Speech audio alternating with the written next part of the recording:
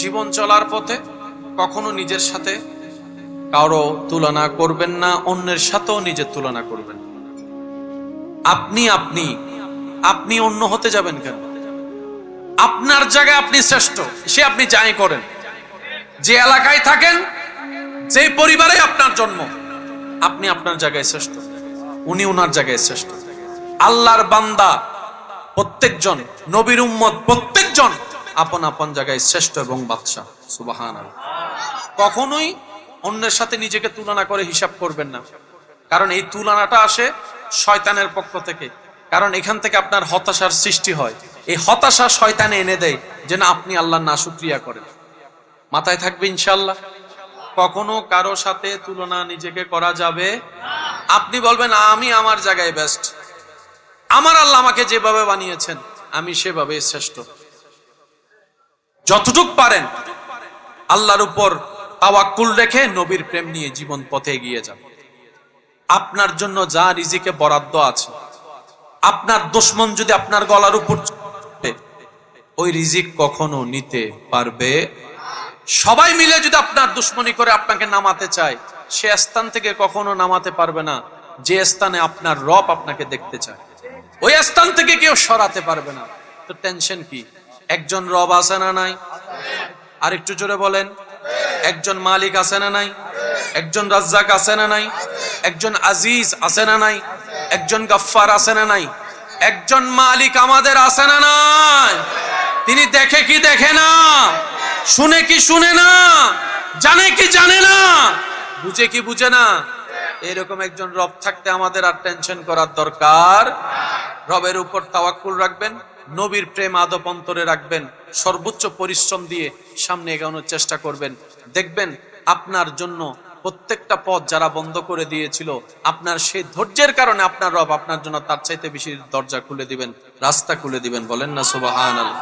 আমার অনেক ভাই বোনেরা মনে করে আমি নামাজ পড়ি, রোজা রাখি, জিকির করি, তাহাজ্জুদ করি, আমার সমস্যা তো শেষ হচ্ছে না, আমার বিপদ কাটতেছে না, আমার চাওয়া পূরণ হচ্ছে না। আমি শ্রদ্ধার সাথে বলি, ইবাদত যা করবেন কোনো কিছু পাওয়ার আশাই করেন না, শুধু একমাত্র রবকে খুশি করার আশাই করবেন। আপনি এটা মনে করবেন না আমি নামাজটা পড়বো গোল্ডেন এ প্লাস পাবো। আল্লাহর ওয়াস্তে এই চিন্তা অন্তরে রাখেন না। আপনি বলবেন আমি আমার রবকে খুশি করার জন্য পড়বো, এবার আমার রব খুশি হয়ে জানা দেয়, আমার রব খুশি হয়ে জানা দেয়।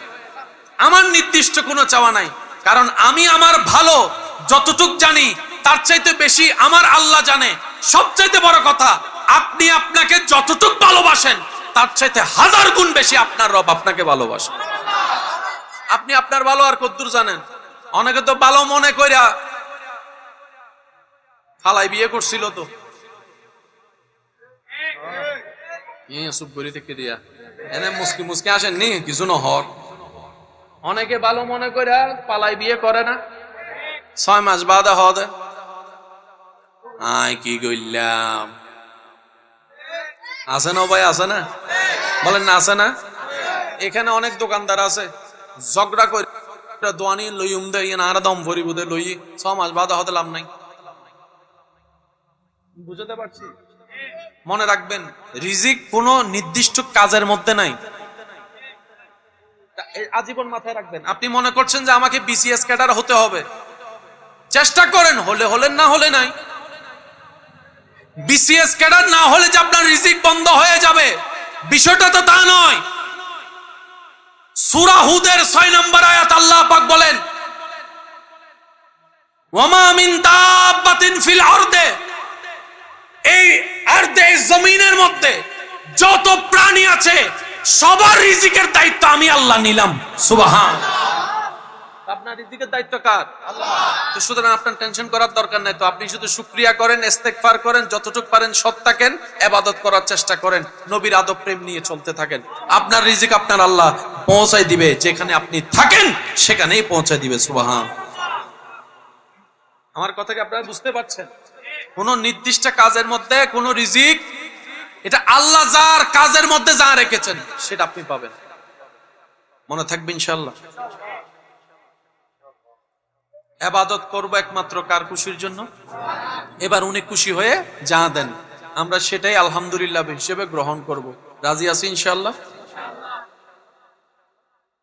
আল্লাহ তাআলা কোরআনের মধ্যে বলেন, ওয়ালা নাবলুওয়ান্নাকুম বিশাইইন মিনাল খাউফি ওয়াল জুই ওয়া নাকসিন মিনাল আমওয়ালি ওয়াল আনফুসি ওয়াস সামারাত ওয়া বাশশিরিস সাবিরিন আল্লাযীনা ইযা আসাবাতহুম মুসিবা ক্বালু ইন্না লিল্লাহি ওয়া ইন্না ইলাইহি রাজিউন। আপনি নামাজ পড়বেন তার মানে এই না যে আপনি কাঁটা ফুটবেন না। আপনি রোজা রাখবেন তার মানে এটা না যে আপনার বিপদ আসবে না। আপনি হজ করবেন তার মানে এটা নয় যে আপনার ব্যবসায় কখনো লস আসবে না। ওইটা আলাদা, এটা আলাদা। আমরা অনেক সময় দুইটাকে মিলাই ফেলি। বরং ইবাদতের কারণে বিপদটা যে মাত্রায় আসা দরকার ছিল আল্লাহ সেই মাত্রাটাকে কমিয়ে দেয়। বলেন না সুবহানাল্লাহ। বরং ইবাদতের কারণে আমরা যতদিন ধৈর্য ধরে অধৈর্য হয়ে শেষ হয়ে যাওয়ার কথা আল্লাহ দয়া করে সেই ধৈর্যের লেভেলটা আরো বাড়ায়। মাথায় রাখবেন এই কথাগুলা। দুনিয়াতে যতক্ষণ নিঃশ্বাস চলবে বিভিন্নভাবে পরীক্ষা চলতেই থাকবে, চলতেই থাকবে। এবার আপনারা বলেন, কিছুদিন আগে যে গরমটা ছিল সবাই তখন দোয়া করছে কিসের জন্য? আমি বলবো না, আপনারা একটু সবাই মিলে বলেন কিসের জন্য? সারা বাংলাদেশের যেখানে যেখানে অসহনীয় গরম পড়েছে, ছোট থেকে বড়, পুরুষ থেকে নারী, সবার একটা অস্থিরতার মধ্যে দোয়া করছে। আকাশের দিকে তাকায় বলেন কি দেন? দোয়া করছে তো। এবার আওয়াজ দিয়ে বলেন আল্লাহ কি বৃষ্টি দিছে নাকি দেয় না? আধা ঘন্টা 1 ঘন্টার ভিতরে গরম, এটা সাক্ষী তো আপনারা আছেন, নিশ্চয় আছেন না? আধা ঘন্টার ভিতরে 1 ঘন্টার ভিতরে মোটামুটি। এখনো পর্যন্ত ওই গরমটা থাকলে এতগুলা মানুষ এই গ্যাদারিং হয়ে বসা সম্ভব না। এরকম ফ্যান 50টা দিল কভার হতো না, আপনাদের যত উপস্থিতি এবং মহাব্বতের যে উপস্থিতি। কিন্তু এখন ফ্যান ছাড়া বসে আছে। শরীরে কি গাম আছে নাকি? কারো গাম আছে? অসহনীয় গরম আছে। পুরা পরিবেশ আল্লাহ পাক শান্ত করে দিয়েছেন, রহমতের বৃষ্টি দিয়ে। সুবহানাল্লাহ। এই পুরা পৃথিবীকে যদি এরকম ঠান্ডা করা লাগতো, 6000 কোটি এসি লাগান লাগতো। আবার এসি ভিতরে ঠান্ডা করতো, আউটডোরে গরম করে ফেলতো। কথা বলেন ঠিক কিনা? এবার আসেন, এই বৃষ্টি হওয়া সবাই চাওয়া, বৃষ্টি বৃষ্টি বৃষ্টি বৃষ্টি বৃষ্টি। অনেকে তেমন ভাবে আল্লাহ 5-6 দিন দাও বৃষ্টি বলেছে। এই বৃষ্টি হওয়ার কারণে অনেকের ক্ষেত নষ্ট হয়ে গেছে, ফসল নষ্ট হয়ে গেছে। বিষয়টা কি? আল্লাহ পাক বলে যে আমি আগেই তো তোদেরকে বলেছি, আমি আল্লাহ বিভিন্ন ভাবে তোদেরকে পরীক্ষা করব। অনেক সময় তুই সারাদিন পরিশ্রম করে বান্দা ক্ষেত চাষ করে ফসল আনার 2 দিন আগেই আমি বৃষ্টি দিয়ে সব ধ্বংস করে দিব, তুফান দিয়ে সব ধ্বংস করে দিব। আল্লাহ আমি যে পরিশ্রম করলাম, আমি যে ঘাম জড়ালাম, আমি যদি এই চাষটা টিকতে না পারে, আমার যদি না হয়, তাহলে আমার পরিবার উপবাস থাকবে, আমি বেতন দিতে পারবো না, আমি এটা করতে পারবো, আমি সেটা করতে পারবো না।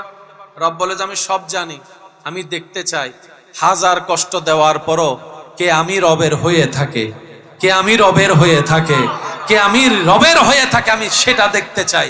আমি দেখতে চাই 1000 কিছু নষ্ট করার পরও কে রাগ না করে, নারাজ না হয়ে আমি রবের দরবারে শুকরিয়ার সিজদা দিতে পারে, আমি সেই বান্দাদেরকে দেখতে চাই। বলেন না সুবহানাল্লাহ। হিকমত কার? এবার আপনারা একটু সিদ্ধান্ত নেন, যার জায়গা সে যা মন চায় তা করতে, বলেন না। যার মোবাইল সে যা মন চায় তা করতে, যার গরিব তার যা মন চায় তা করতে। জমিন কার? বলেন না আরো জোরে। আকাশ কার? আসমান কার? ওনার যা ইচ্ছা তা করবে।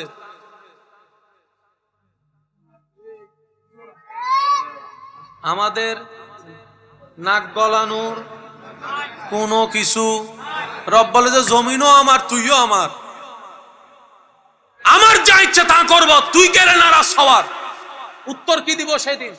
সেজন্য মুমিন বান্দা বলে যে হাঁটলো তোমার, লেঙ্গা হইলো তোমার, চোখে দেখলো তোমার, চোখে না দেখলো তোমার। আমি আফসোস করব কি নিয়ে? যে আমিটা আফসোস করব, এই আমির চুলের আগা থেকে পায়ের সবই তো তোমার, সবই তোমার, সবই তোমার। চিৎকার দিয়ে বলেন সুবহান। আমার বলতে কিছু, বলেন একটু আওয়াজ দিয়ে বলেন, শেষ ভালো যার সব ভালো তার। আমার বলতে কিছু, আমাদের বলতে কিছু, আমরা সবাই ভাড়াটিয়া। বলেন আমরা সবাই কি? সেজন্য ইবাদত করব শুধুমাত্র আল্লাহর খুশির জন্য। পাইলো আলহামদুলিল্লাহ। কিন্তু এতটুক জানি, আমরা এমন একজন রব পেয়েছি যিনি না চাইতো অনেক কিছু দেন, যিনি আমরা না চাইতো অনেক কিছু দেন। চাওয়ার মতো চাইতে জানলে হয়তো এমন ভাবে দিবেন রাখার জায়গাও হবে। ফাবি আইয়া আলাই রাব্বিকুমা তুকাজ্জিবান। রব বলে তোমরা আমার কোন কোন নিয়ামত স্বীকার করবা, কোন কোন নিয়ামত স্বীকার করবা বান্দা? সারাদিন শরীর পরিশ্রম করে ক্লান্ত হয়, তোমার ঘুমের দরকার, শরীর বলে একটু ঘুম লাগবে। যদি ঘুমটা তোমার পরিপূর্ণ না হয়, সকালে কাজ তোমার পরিপূর্ণ পারফেক্ট করা সম্ভব না। বান্দা, তোমার শরীর যখন ক্লান্ত হয়ে বিছানায় শুয়ে যায়, আমি সেই রব যে তোমাকে মায়া করে ঘুমটা পাড়িয়ে দিই, ঘুমটা পাড়িয়ে দিই। সকাল সকাল যদি তুমি উঠতে না পারো, ঘুম থেকে উঠতে যদি তোমার একটা দুইটা হয়ে যায়, চাকরি তোমার থাকবে না, তোমার রিজিকের রাস্তা বন্ধ হয়ে যাবে দুনিয়াবি ভাবে। আমি সেই রব যে তোমাকে সে সকাল সকাল কাজের টাইমের আগে ঘুম থেকে তুলে দিই, ঘুম থেকে তুলে দিই। বান্দা, ফাবি আইয়া আলাই রাব্বিকুমা তুকাজ্জিবান। বান্দা, তুমি পরিশ্রম না করলে বেতন আসবে না, বেতন না হলে বাজার হবে না, বাজার না হলে পরিবার উপবাস থেকে যাবে। আমি তোমার সেই রব যে তোমাকে হাঁটার শক্তি দিয়ে দুইটা পা ব্যবস্থা করে দিয়েছে। সুবহানাল্লাহ। ও আমার বান্দা, আমি তোমাকে দুইটা ফ্রি চোখ দিয়েছি যাতে তুমি রাস্তাকে দেখতে পাও, নিজেকে হেফাজত করে যেতে পারো। ও আমার বান্দা, আমি তোমাকে হাত দিয়েছি, শক্তি দিয়েছি, সে হাত দিয়ে তুমি পরিশ্রম করছো। হে আমার বান্দা, তোমাকে আমি ব্রেন দিয়েছি যাতে তুমি বুঝে শুনে কাজ করতে পারো। বান্দা বল, রব বলে, হে আমার বান্দা, ফাবি আইয়া আলাই রাব্বিকুমা তুকাজ্জিবান, ফাবি আইয়া আলাই রাব্বিকুমা তুকাজ্জিবান, ফাবি আইয়া আলাই রাব্বিকুমা তুকাজ্জিবান। ও আমার বান্দা, কোন কোন নিয়ামত তুমি অস্বীকার করবা? ডাইনে তাকাও, আমি রবের নিয়ামতে ভরপুর। বামে তাকাও, আমি রবের নিয়ামতে ভরপুর। সামনে পিছনে আমি রবের নিয়ামতে ভরপুর। উপরে নিচে আমি রবের নিয়ামতে ভরপুর। আয়নার সামনে দাঁড়িয়ে তুমি নিজেকে দেখো, তোমার মাথার চুল থেকে পায়ের তালু পর্যন্ত আমি রবের নিয়ামতে ভরপুর হয়ে আছে। সুবহানাল্লাহ। এবার বলেন, বাজার করি কারা? একটু জোরে বলেন। বাজারে জিনিস নিয়ে আসে মানুষ, বাজারে জিনিস নিয়ে আছে কারা? এবার বলেন, সে বাজারকে ক্ষেতের মধ্যে থেকে মাটি থেকে তুলেছেন যিনি, তিনি কে? জোরে বলবেন না? কৃষকতে রোপণে না করে, গাছ উগ্র রোপণ করিতে যাগুই, পানি একখানা দিলে দিলু, নদিলে আরো জোর হনা, নদিলে তিলে তিলে সে মাটি থেকে গাছে রূপান্তর করেন যিনি, তিনি। সে গাছের মধ্যে থেকে ডালা পশাকা বের করেন তিনি।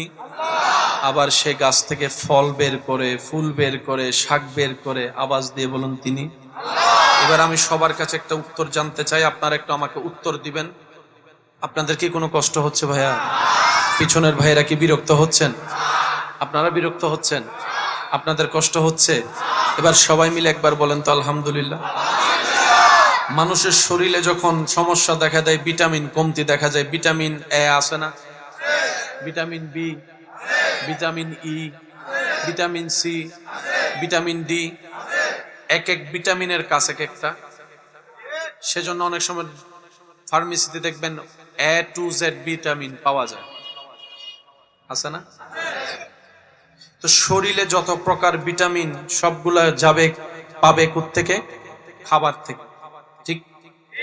এবার বলেন, সেই ভিটামিন পরিপূর্ণ করার জন্য আল্লাহ তাআলা শাক দিছে কি দেয় নাই? আমিষ, প্রোটিন, ক্যালসিয়াম এক এক খাবারে। আরো জোরে বলেন না। যেমন ওই আরারে ছোটবেলা থইতো ওই কিছু লাল শাক আছিল দি, দেখতে রক্তর মতো, তো মুরব্বী কলে তো ইনহা রক্ত বাড়িব ন হয় বাংলারি করে। শাকিনুরও দেখতে কির মতো অদিন হা রক্ত বাড়িব আরও সুন্দর করি রক্ত খাইতাম মানে শাক খাইতাম দেখি বাড়ি বেল্লাই। মা বোন যখন কনসিভ হয় ডাক্তারে খাবার আলাদা করে দেয়, ডায়াবেটিস রোগীর খাবার আলাদা, প্রেসার রোগীর খাবার, একটু জোরে বলেন না, প্রেসার রোগীর খাবার। এবার বলেন গোস্ত, প্রেসার যদি হাই প্রেসারের রোগী থাকে গোস্ত খাওয়া যাবে? তার মানে গরুর গোস্তর ভিতরে হাই প্রেসারের নিয়ামত আল্লাহ রেখেছেন, চিৎকার দিয়ে বলেন না সুবহানাল্লাহ। এবার বলেন ডিমের মধ্যে দুইটা অংশ আছে না নাই? একটা সাদা অংশ আর একটা কুসুমের অংশ আছে না নাই? অনেক রোগীকে দেখবেন সাদা অংশ খায়, কুসুম। আমি বললাম ভাইয়া কুসুম খান না কেন? বলে যে কুসুমে যে কাজ করে সেটা আমার শরীরে বেড়ে গেছে, এখন যদি বাড়ার উপর বাড়া খায় আমি আবার বাড়া হয়ে যাব। আরো জোরে বলেন না। যেটা কম থাকে মাত্রা সেটা খেলে প্রোটিন চলে আসে, আমিষ চলে আসে, ক্যালসিয়াম চলে আসে। রব্বুল আলামিন বলে ইন্নী জাইলুন ফিল আরদে খলিফা, ও বিশ্ববাসী মানুষ তোমাদেরকে আমি আল্লাহ খলিফা হিসেবে প্রেরণ করেছি। এই পৃথিবীতে টিকে থাকার মতো তোমাদের যা দরকার আমি রব সব ব্যবস্থা করে দিয়েছি এই মাটির ভিতরে। চিৎকার দিয়ে বলেন সুবহানাল্লাহ। পুকুরের মাছ আছে না, নদীর মাছ, সাগরের মাছ, তিনটা মাছের স্বাদ কয় রকম? উপকারও বলেন না, উপকারও। এক কথায় ফাবি আইয়া লাই রব্বিকুমা তুকাজ্জিবান। রব বলে যে কোনোভাবে আমার নিয়ামত স্বীকার করার কোনো সুযোগ। এই রব অন্য আয়াতে বলেন, ভাইয়া ভাইয়া ভাইয়া ভাইয়া আপনারা বললাম আমি শেষ করে দিতে রাজি, বিরক্ত হচ্ছেন? বিরানির হোসবইর আইন ন আইলে আবার বউ গো বাড়ি যাবে কেন? আল্লাহ আপনাদের খাবারে বরকত দান করুন, সবার রিজিকে বরকত দান করুন। আমার প্রিয় ইমানি ভাইয়ের, আপনারা কি প্রস্তুত আছেন ইনশাআল্লাহ? যারা যারা প্রস্তুত আছেন তারা একবার মহাব্বতের আওয়াজ একবার বলেন আলহামদুলিল্লাহ। ইমানদার ভাইয়েরা মনোযোগ দিয়ে শ্রবণ করুন। ফাবি আইয়া লাই রব্বিকুমা, সেই রব অন্য জায়গায় বলে মা গররাকা বিরব্বিকাল কারীম। হে বিশ্ববাসী বানাইলাম তোরে আমি, তুই আমারই ভুলে গেছস। খাওয়াই তোরে আমি, তুই বসের প্রশংসা করস আমারে বাদ দিয়ে। সৌন্দর্য দিলাম আমি, প্রশংসা করছে তোর প্রিয় মানুষের, থ্যাংক ইউ তুই তারে বলস। বানাইলাম যে তার একবারও বললি না।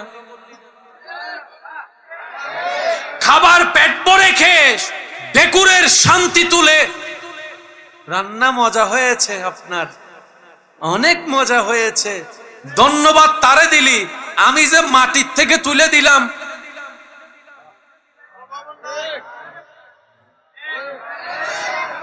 কোলে সন্তান নিয়ে এক একজনের মন্তব্য শুনে কুল খুশিতে আল্লাহতে আত্মহারা তুই। ছেলেটার চেহারা যা সুন্দর হয়েছে, তোর মেয়ে বেবিটা মাশাআল্লাহ চমৎকার সুন্দর, থ্যাংক ইউ ভাবি, থ্যাংক ইউ ভাইয়া, থ্যাংক ইউ বলে বলে মুখে ফেনা তুললি।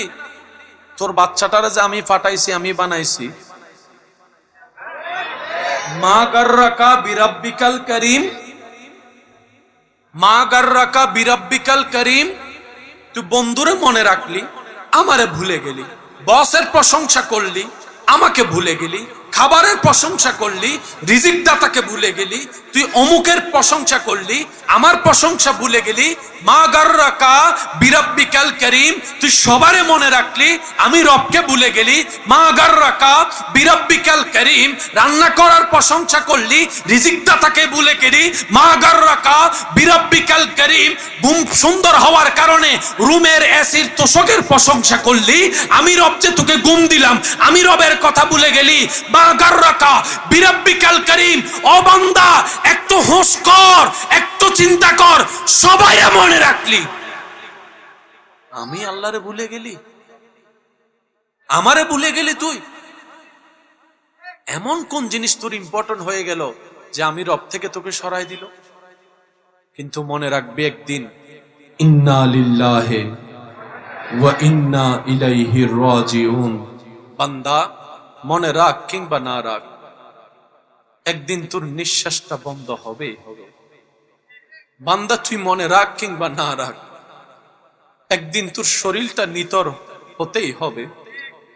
বান্দা তুই মনে রাখ কিংবা না রাখ, একদিন তোর শরীরে রং বেরঙের কাপড় ফেলে সিলাইহীন একটি কাফনের কাপড় সাদা তোকে পড়তেই হবে, পড়তেই হবে, পড়তেই হবে।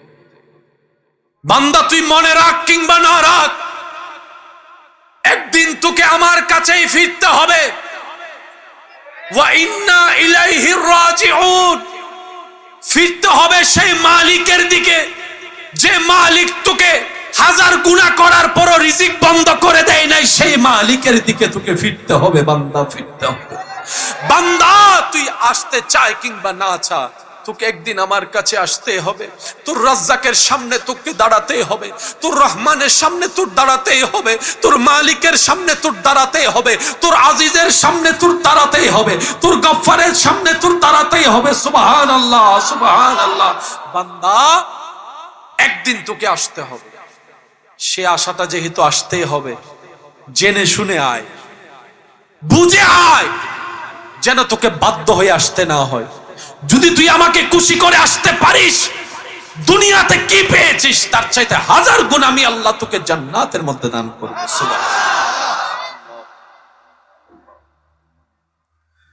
আল্লাহ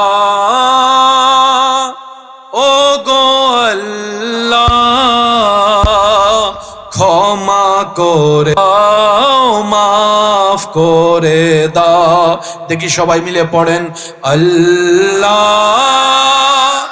ও গো আল্লাহ, ক্ষমা করে দাও। আওয়াজটা আর একটু বড় হবে, আল্লাহ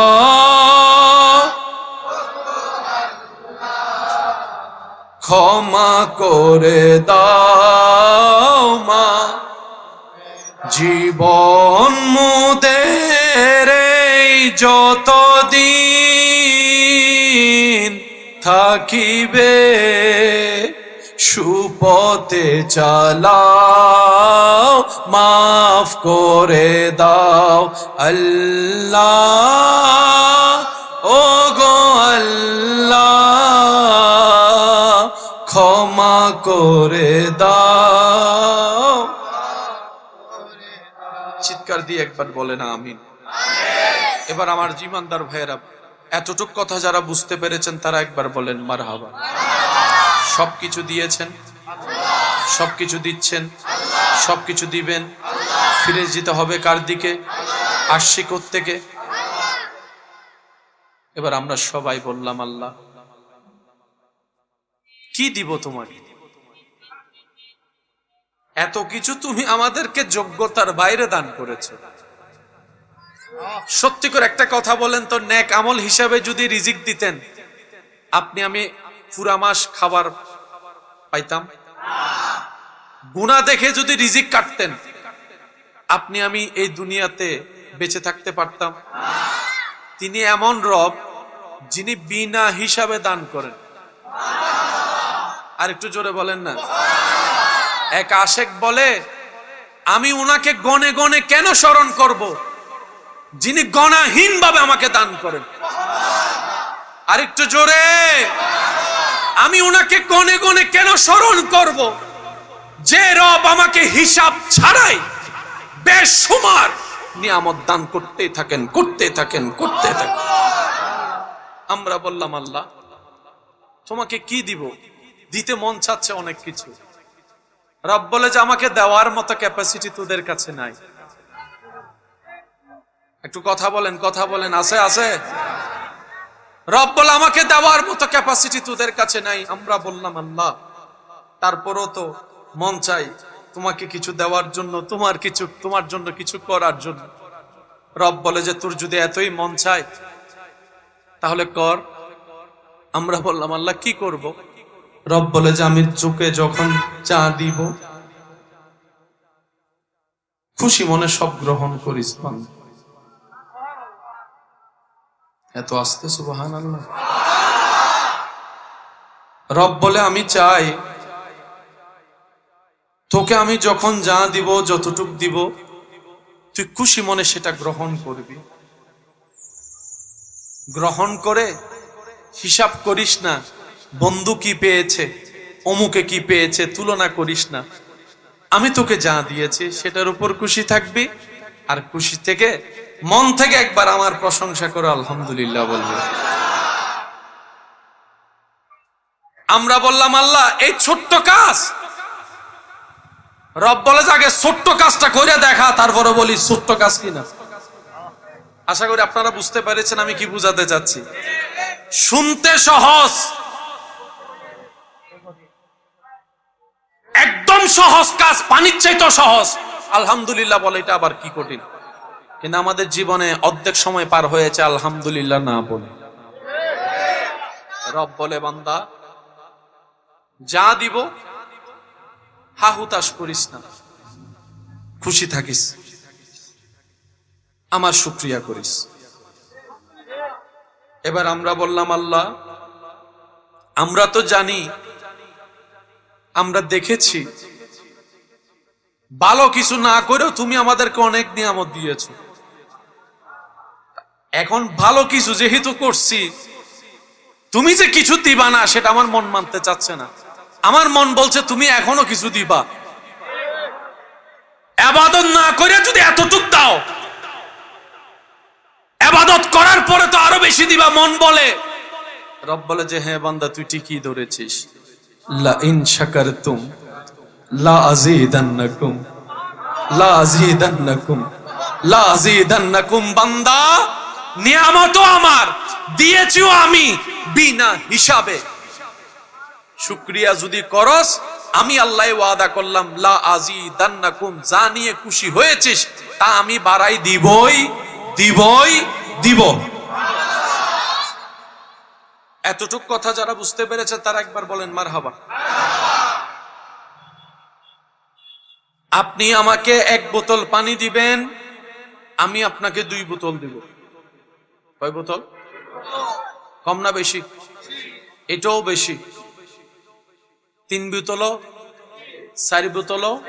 কিন্তু আল্লাহ তাআলা কি বলছেন দেখেন, লা ইন শাকারতুম, 10 টাকা পেয়ে যদি শুকরিয়া করো, লা আযীদান্নাকুম, আমি আল্লাহ বাড়াই দিব। কতটুক দিব এটা বলে নাই। সুবহানাল্লাহ, জোরে বলেন না। এবার বুঝতেছেন আল্লাহ কি দেয় না নাকি আমরা নিতে জানি না? আপনারা যেটা বলবেন আমি সেটা নিয়ে সামনে যাব। আমাদের রব কি দেয় না নাকি আমরা নিতে জানি না? দোষ কাদের, ব্যর্থতা কাদের, কমতি কাদের? রব বলে যে যা দিয়েছি যোগ্যতার বাইরে দিয়েছে তোকে, সুতরাং শুকরিয়া কর। যদি করতে পারিস দিল থেকে শুকরিয়া, লা আযীদান্নাকুম, অবশ্যই আমি বাড়াই দিব। দিব না বলেন বলেন তো, বাড়াই দেওয়ার মধ্যে 1 গুণও হয়, 2 গুণও হয়, 3 গুণও হয়। আল্লাহ কত গুণ বাড়াই দিবা? রব বলে যে তোমার প্রেম যতটুক হবে, তোমার ভক্তি যতটুক হবে, তোমার আদব যতটুক হবে, তোমার মোহাব্বত যতটুক হবে, সেই তুলনায় আমি আল্লাহ বাড়াই দিতেই থাকবো, দিতেই থাকবো, দিতেই থাকবো। আমি আল্লাহ এবং আমার রসুল কারো বাকি রাখি না। একটা মত, এই কথা আজীবন মাথায় রাখবেন, আল্লাহ এবং রসুল কারো কর্জ রাখে না, কারো গিফট বাড়াই দেয়। আপনি যদি আল্লাহকে, আল্লাহর জন্য 10 টাকা দেন, আল্লাহ আপনাকে 100 দিবেই, আল্লাহর ওয়াদা। নইলে তো বান্দকল আবার হোঁড়া মারে, আয় 1 লাখ টাকা দিয়ে দিন না মসজিদ নাই বাংলার, আয় মসজিদ 1 লাখ টাকা দিয়ে দিন না, দিয়ে দে আল্লাহ। সে সত্যি করে হঙ্গ ইতে টিয়ান আল্লাহর টিয়া, আল্লাহর টিয়া আল্লাহর মসজিদে দিতে আবার বুক ফুলাই হওয়ার। আল্লাহ হদ্দে হাতটি হারে দিও তুই, সুবহানাল্লাহ না হরয়া। সবকিছুর মালিক তো আমি রব। দুনিয়াতে মালিক কেউ নাই, সবাই বারাটিয়া। সবাই বারাটিয়া, সবাই বারাটিয়া, ডান হাত তুলে দেখাই, বলেন ঠিক কিনা? সব বারাটিয়া। মালিক কেউ, মালিক কেউ। সেজন্য আল্লাহর রাস্তায় যা দিবেন, সে তখন বলবেন আমি অযোগ্য, আল্লাহ দয়া করেছেন বলে দিতে পেরেছি। দোয়া করেন যেন সামনে আরো দিতে পারি, আল্লাহ যেন আমাকে আরো দেয়। তোই দেখবেন আপনার এই সম্পদের কখনো কমতি আসবে। কিছুদিন আগে হয়তো আপনারা দেখেছেন, শুনেছেন, প্রবাসে থাকা আমার একজন ভাই দীর্ঘ সময় প্রবাস জীবন কাটিয়ে রাত দিন পরিশ্রম করে রক্তকে পানি করে শরীরের দিকে না তাকিয়ে, নিজের দিকে না তাকিয়ে পরিশ্রম করে তিলে তিলে জমানো টাকা দিয়ে দেশে জায়গা কিনেছেন, বিল্ডিং তৈরি করেছেন। উনি প্রবাস জীবন কাটিয়ে শেষ সময়ের এই সময়গুলা পরিবার নিয়ে জীবন কাটানোর চেষ্টায় নিয়তে এসেছেন। কিছুদিন যেতে না যেতেই ওনার ছেলে মেয়েরা ওনার গলার সম্পত্তির ভাগের জন্য বাবার গলায় সন্তান, কেন দললি ভাই, কেন দললি বোন? বলে যে থাকতে থাকতে সম্পত্তিগুলা ভাগ করে দিতে বলো। উনি মরার পরে আমরা ভাই বোন ঝগড়া করতে রাজি না, অমুককে বেশি দিবে আমাকে কম দিবে সেই সুযোগ আমি দিতে রাজি না। সন্তান হয়ে বাবার গলায় হাতিয়ার। কার জন্য কি করলো? রক্ত পানি কার জন্য করলো? দিন রাত পরিশ্রম কার জন্য করলো? 10 মিনিট রোদে থাকতে পারে না সে মানুষটা প্রবাস জীবনে উত্তপ্ত গরম রোদের মধ্যে সময় কাটালো কার জন্য? ছেলে মেয়েদের মুখে একটু হাসি ফুটানোর জন্য, একটু সুন্দর কাপড় পরানোর জন্য। নিজে যা জীবনে কষ্ট সয়েছে, ছেলে মেয়েকে সেই কষ্টের আঁচড় না দেওয়ার জন্যই তো এই কষ্ট সয়েছেন।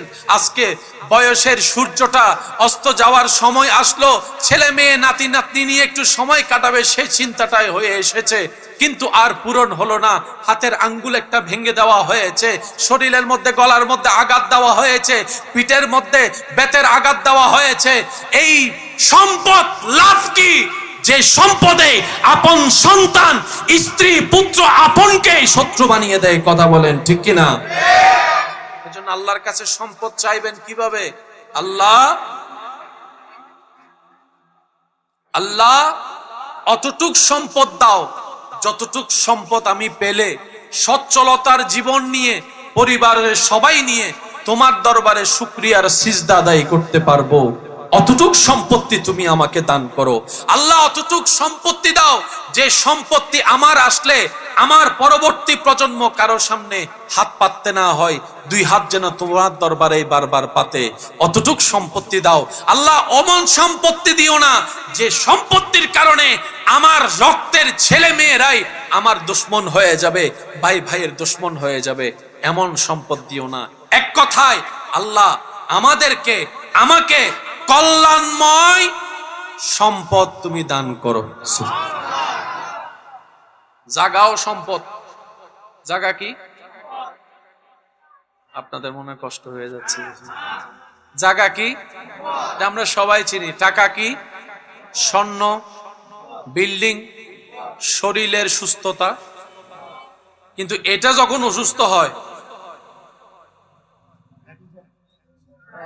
বলেন বলেন বলেন বলেন, আপনাদের এলাকায় এমন অনেকে আছে চিকিৎসা করাতে করাতে জায়গা, বিল্ডিং, ফ্ল্যাট বাড়ি, স্বর্ণ, তার মানে আসল সম্পদ, আর সে শরীরের দিকে খেয়াল না রেখে সম্পত্তি জোড়ানোর কাজে আমরা নেমে যাই। দিন শেষে দেখা যায় এই শরীর বাঁচাইতে গিয়ে অনেক ছেলে মেয়েরা তেমনও চিন্তা করে মইরাও গেছে, এই 5 জন হই আর গুণানো হয়। অনেকে বলে মইরাও গেছে, নিজেও মরল, আমাদের সবকিছু মাইরা গেল। আছে না নাই? সেজন্য আমি সবাইকে বলবো, অভিভাবক বৃন্দ যারা আছেন আমার আওয়াজ শুনছেন, আপনাদেরকেও বলবো, আজকে চেহারায় আপনি যেই রং দেখছেন 10, 15, 20 বছর পরে সেই রং আর থাকবে না। চুলের কালার পরিবর্তন হয়ে যাবে, দাড়ির কালার পরিবর্তন হয়ে যাবে, চামড়ার মধ্যে ভাঁজ চলে আসবে, আওয়াজের মধ্যে জড়তা চলে আসবে, আপনি খাবার আগের মতো খেতে পারবেন না, আবার আগের মতো সেই শক্তি নিয়ে আপনি দৌড়াতে পারবেন না। সূর্য অস্ত যাবে, জীবনের সূর্য, সেজন্য ওই সময়টা আসার আগেই আপনি নিজের জীবনের একটা ছাদ তৈরি করুন। আমার ভাই আমাকে বলবে 5 তলা বিল্ডিং আমি তৈরি করেছি, ছাদ আমার কি নাই, আবার কি ছাদ তৈরি করব? আমি বলবো ভাইয়া, আমি বলবো বোন, হয়তো আমি বুঝাতে ব্যর্থ হয়েছি, আমি সে ছাদের কথা বলিনি যে ছাদ আপনার সূর্যের আলো থেকে আপনাকে সেভ করে, বৃষ্টির দিনে বৃষ্টি থেকে আপনাকে সেভ করে, আমি সেই ছাদের কথা বলিনি। আমি বলছি এমন একটা ছাদ যে ছাদের নিচে আপনি অসহায় হয়ে পড়ে যাওয়ার পর আপনার ছেলে মেয়েরা আপনাকে মাথায় তুলে রাখবে। আর সেই ছাদের নাম হচ্ছে ইত্তাকুল্লাহ, আল্লাহর ভয়ের ছাদ। এই ছাদের পিলার হচ্ছে হুব্বে মুস্তাফা, নবীর প্রেম। নবীর প্রেমের খুঁটি দিয়ে আল্লাহর ভয়ের ছাদ যদি তৈরি করে সেখানে অবস্থান করতে পারেন, লিখে রাখবেন আপনার মরণ পর্যন্ত আপনার ছেলে মেয়ে আপনার সাথে বেয়াদবি করা তো দূরের কথা, চোখে চোখ তুলে পর্যন্ত তাকাবে না। এটাই আল্লাহ পাক দয়া করে ব্যবস্থা করে দিবেন। চিৎকার দিয়ে বলেন সুবহান। এবার আমার ইমানদার ভাইয়ের আওয়াজ দিয়ে বলুন, ইজ্জত দেওয়ার মালিক কে? আরেকটু জোরে বলেন, ইজ্জত দেওয়ার মালিক কে? আমাদের বর্তমান কিছু কিছু মা বাবা এমন আছেন, সন্তানকে দুনিয়াতে বাঁচার জন্য যা দরকার সব দেয়, কিন্তু কবরে ভালো থাকার জন্য, আশা করি আপনারাও আমার সাথে একমত হবেন, ABCD যত গুরুত্ব সহকারে ছোট্টবেলা থেকে মুখস্থ করানো হয়, আলিফ বা তা সা সেই গুরুত্ব দিয়ে পড়ানো হয় না। আরেকটু জোরে বলেন, স্কুল টাইম যদি সকাল 6:30টায় দেওয়া হয়, তারপরও দেখবেন আমার বাপ, আমার সেই ভাই বোনেরা ওই বাচ্চাদেরকে, নিষ্পাপ ছোট ছোট বাচ্চাদেরকে, যাদের শরীরের তুলনায় ব্যাগের ওজন 2 গুণ বেশি হয়, জোর করে ঠেলে ঠেলে উঠে, বাবা উঠো, আম্মু উঠো, কিন্টারগার্টেন। তো সকালবেলা একটু কোরআন তেলাওয়াত, টাইম নাই তো, বাচ্চারা একদম টাইম পায় না। সকালেও পড়া, স্কুলেও পড়া, বিকালেও পড়া, স্যারের কাছেও পড়া, রাতের কাছেও পড়া, না নামাজের টাইম আছে না কোরআন তেলাওয়াতের টাইম আছে, কিন্তু কার্টুন দেখার টাইম, একটু কথা বলেন, কার্টুন দেখার টাইম, দুষ্টামি করার টাইম, ফান করার টাইম, সবকিছুর টাইম, কোরআন তেলাওয়াতের টাইম, কোরআন তেলাওয়াতের টাইম, কোরআন তেলাওয়াতের টাইম। এবার আপনি বলবেন এটা ধর্মীয় কিতাব পড়লো কি না পড়লো কি? আমি বলবো ভাই শুনেন, প্রত্যেকটা ঘটনার পিছনেও ঘটনা থাকে, প্রত্যেকটা কারণের পিছনেও কারণ থাকে। কিছু কিছু বিষয় এমন এক কারণে 10 কারণ জড়িত। আমি আপনাদেরকে একটা শর্টকাট ভাবে বলি, তাহলে আপনারা বুঝতে পারবেন। একটা মাস আসলে মোটামুটি মানুষ গুনাহ কম করে। আমি বলবো না, আপনাদের যা ইচ্ছা তা বলেন।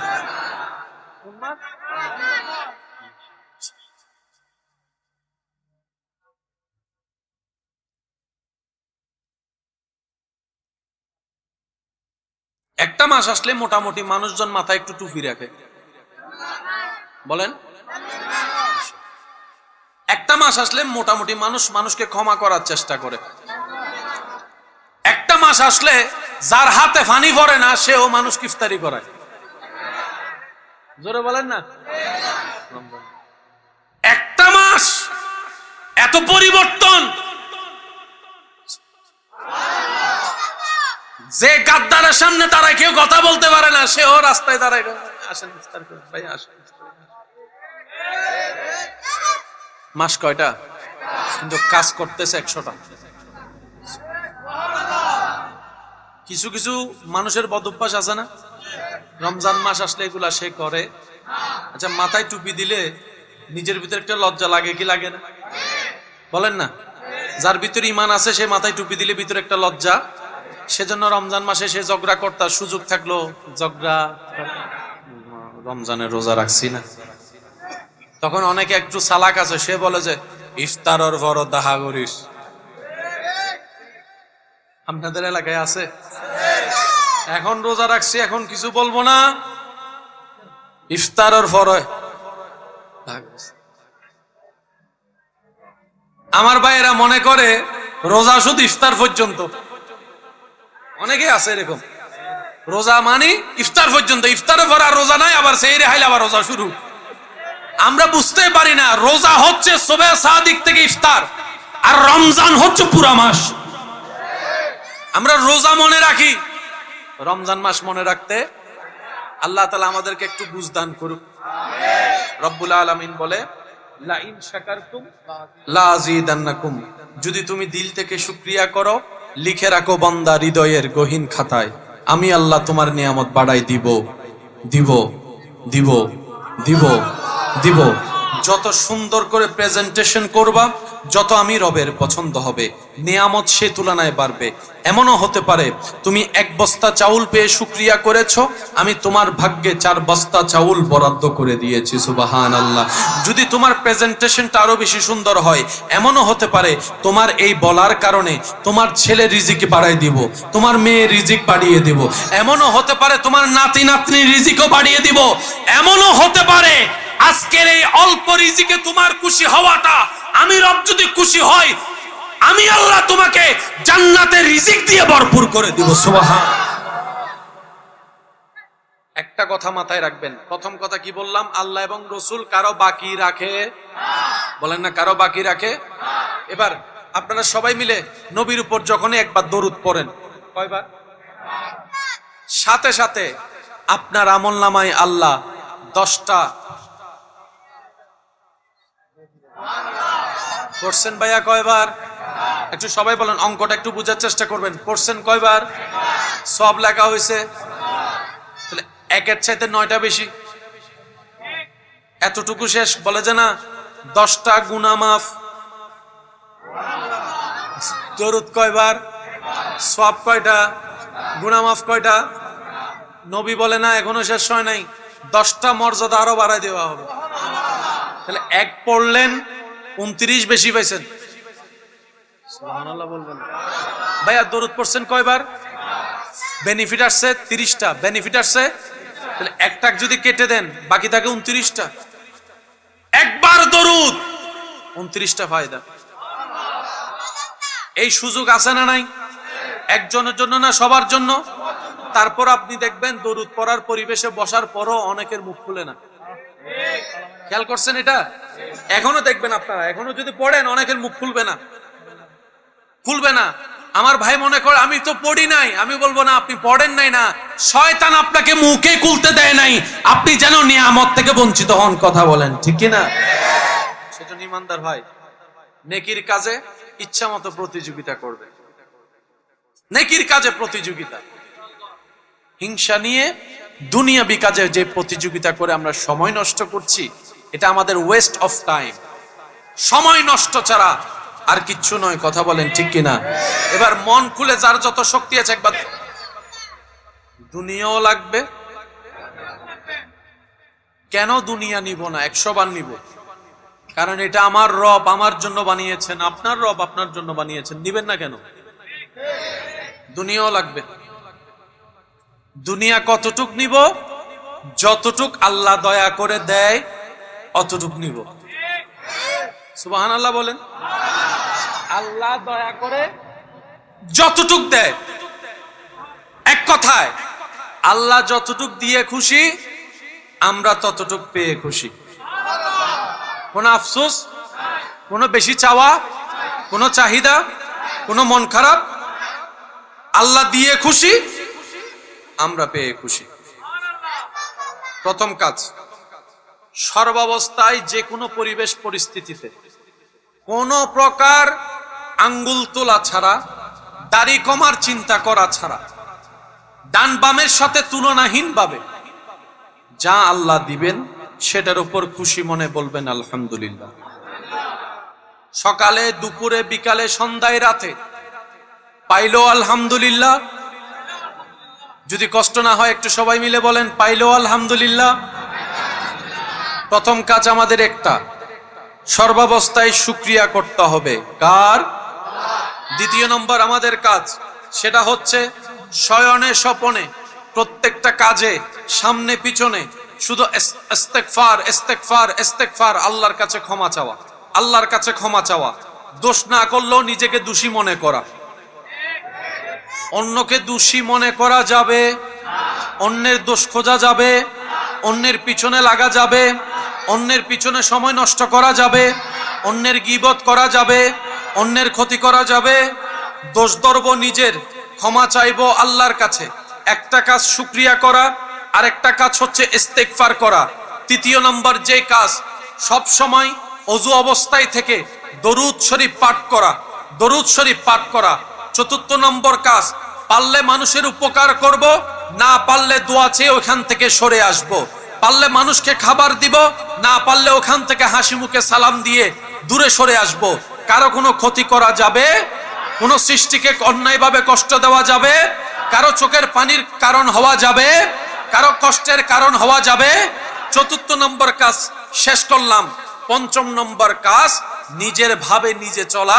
প্রত্যেকটা কদম সামনে দেওয়ার আগে নিজের মনকে একবার প্রশ্ন করা, আমি কাজটা করলে আমার আল্লাহ খুশি হবে তো? আমি এই জায়গায় গেলে আমার আল্লাহ খুশি হবে তো? প্রত্যেকটা কাজে আল্লাহর খুশির কথা চিন্তা করা। অন্তত এই পাঁচটা কাজকে যদি নিজের বন্ধু বানাতে পারি, ফিদ দুনিয়া হাসানাতাও ওয়া ফিল আখিরাতি হাসানা। চিৎকার দিয়ে বলেন সুবহান। এখানে একটা কথা মনে পড়ছে, বলি। প্রবাসী ভাইদের জীবন বড় কঠিন এবং কষ্টের। বিশেষ করে মিডল ইস্টে যারা থাকেন, যারা আছেন, ওনারা হয়তো প্রতিনিয়ত এই জিনিসগুলো ফেস করছে। আমাদের দেশ থেকে বেশিরভাগ মানুষ মিডল ইস্টে যাওয়ার জন্য একটা আগ্রহ কাজ করে, বিদেশে যাওয়ার। কিন্তু বর্তমান পরিবেশ পরিস্থিতি সবকিছু মিলে এত সুবিধার নেই। সেজন্য যাওয়ার আগে হাজারবার ভাববেন, যাওয়ার আগে হাজারবার তদারকি করবেন। যারা আছে ওনারাই কাজ পাচ্ছে না, এমন অনেক জায়গা আছে। আর ওনাদের উপর বিভিন্নভাবে জুলুম করা হচ্ছে। কফিল নামক যে জিনিসটা চালু আছে, কাজ করো আর না করো, প্রত্যেক মাসে নাকি 400 রিয়াল 500 রিয়াল ওনাকে দিয়ে ফেলতে হয়। ইনকাম করতে পারে না, খাবারের টাকা নাই, থাকার টাকা নাই, বাড়িতে পাঠাতে পারে না, কিন্তু ওই টাকাটা দিতে হচ্ছে। আবার আকামা করতে নাকি একটা বড় অঙ্কের টাকা দিতে হয়। প্রবাসী ভাইদের জীবনকে অনেক মানুষ মনে করে শুধু টাকা আর টাকা। অনেকে দেখবেন প্রবাসী যারা থাকে তাদেরকে শুধু কল করে করে আবদার করে, একটা মোবাইল ফাটাও, একটা ল্যাপটপ ফাটাও, একটু স্বর্ণের চেইন পাঠাও। বুঝতে পারে না এমন অনেক প্রবাসী ভাইয়েরা আছেন যারা 2 বেলার মধ্যে 1 বেলা না খেয়ে টাকা জমাই পরিবারের কাছে টাকা পাঠায়। আপনারা আমরা মনে করি বিমানে চড়ে গিয়েছেন, হয়তো অনেক ভালো আছে। এমন অনেক প্রবাসী ভাইয়েরা আছেন যারা পরিবারকে জানতে দেয় না ওনাদের রাত কোথায় কাটে, ঘুমাই কোথায়। এমন এমন জীবন যাপন করছে। সেজন্য আমি অনুরোধ করব, যারা সংসারের দায়িত্ব কাঁধে নিয়ে পরিবার চালাচ্ছেন, দেশের হোক আর বিদেশের হোক, ঘরের ভিতর যারা থাকেন, আপনাদের উচিত, আপনাদের কাছে অনুরোধ, পুরুষের উপর আপনার আবদার প্রেজেন্ট করবেন, কিন্তু চাহিদার চাইতে বেশি নয়, অপ্রয়োজনীয় জিনিস নয়। আপনি বলবেন এইভাবে, এই জিনিসটা দরকার, আপনি ওনাকে জানাই দিবেন। কারণ পুরুষ এমন একটা জাতি যে নিজের রক্তকে পানি করে পরিবারের মুখে খাবার দেওয়ার চেষ্টা করে। আপনাদের এখানে অনেক সময় দেখবেন বয়সে অনুমতি দেয় না এমন অনেক দাদার নানার বয়সী মানুষ রাস্তায় কাজ করছে।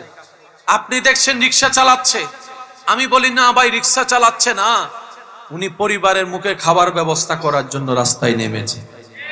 শরীর বলে আমার পক্ষে সম্ভব নয়।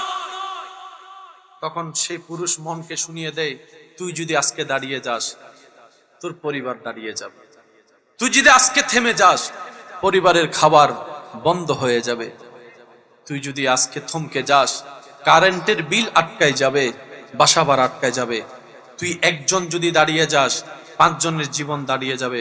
তখন সেই পুরুষ শক্তিহীন ভাবে থাকা অবস্থায় আবার নতুন ভাবে দাঁড়িয়ে যায়, নতুন ভাবে দাঁড়িয়ে যায়, সর্বোচ্চ চেষ্টা দিয়ে কাজ করে যায়।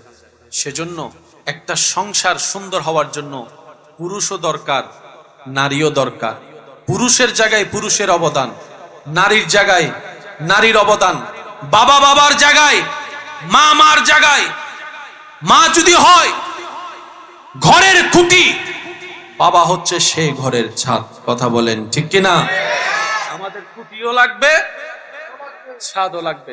খুঁটিহীন ছাদের দাম নাই, ছাদহীন খুঁটির দাম নাই। তো পরিবার তো এভাবেই হয়। অনুরোধ করব, সংসারে যারা ইনকাম করে তাদের উপর কোনো জোর জবরদস্তি করেন না। উনি দিতে পারছে না নয়, দেওয়ার ক্ষমতা নাই বলে দিতে পারছে না, এটাও আপনাকে একটু বুঝতে হবে। তারপরেও যদি আপনি হাজারবার কথা শুনেন, দেখবেন পৃথিবীতে বেশিরভাগ মানুষ স্ট্রোক করে মারা যাওয়ার লিস্টিতে নারীর তুলনায় পুরুষের সংখ্যা, একটু জোরে বলেন না, পুরুষের সংখ্যা। বেশিরভাগ পুরুষ স্ট্রোক করে মারা যায়, বিভিন্ন প্রকার চাপ সহ্য করতে না পারে, পরিবারের টেনশন মাথায় নিয়ে শরীরের লোড অতিরিক্ত হয়ে যায়, বাঁচতে আর পারে না। সুতরাং নারীর উচিত পুরুষকে ভালো রাখা, পুরুষের উচিত নারীকে ভালো রাখা। স্বামী স্ত্রী মিলে তো সংসার পরিবার। কথা বলেন ঠিক কিনা? আপনারা যত এইভাবে থাকবেন, আপনাদের ঘরে ফুটন্ত ফুল যারা বাচ্চারা হবে, তারা সুন্দর একটা পরিবেশ পাবে, সুন্দর একটা শিক্ষার জায়গা পাবে। কারণ বাচ্চাদের জন্য আসল বিদ্যালয় স্কুল কলেজ মাদ্রাসা নয়, মা বাবার বিদ্যালয় আসল বিদ্যালয়, শ্রেষ্ঠ বিদ্যালয়। কথা বলেন ঠিক কিনা? আল্লাহ তাআলা আমাদের সবাইকে বুঝার, আমল করার তৌফিক দান করুক, আমিন। আপনারা কি আমার কোনো কথায় কষ্ট নিচ্ছেন?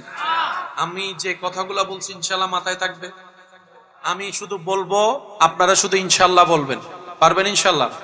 আমরা আজকে থেকে সর্বাবস্থায় হা হুতাশ করা ছাড়া খুশি মনে আল্লাহর দরবারে শুকরিয়া করার চেষ্টা করব। বলি আমার মনে হয় সবাই মিলে বললে আর একটু সুন্দর লাগবে। আরেকবার বলেন। অন্যের দোষ ধরবো না, অন্যের দোষ খুঁজবো না, অন্যের পিছনে লাগবো না, নিজের দোষ খুঁজবো, আল্লাহর কাছে তওবা করব। সবাই বলি আর একটু জোরে বলি। পারলে মানুষের উপকার করার চেষ্টা করব, না পারলে সেখান থেকে দূরে থাকবো। তারপরও জেনে শুনে স্বইচ্ছায় কারো কোনো ক্ষতি করব, কারো কোনো ক্ষতি করব, কারো কোনো ক্ষতি করব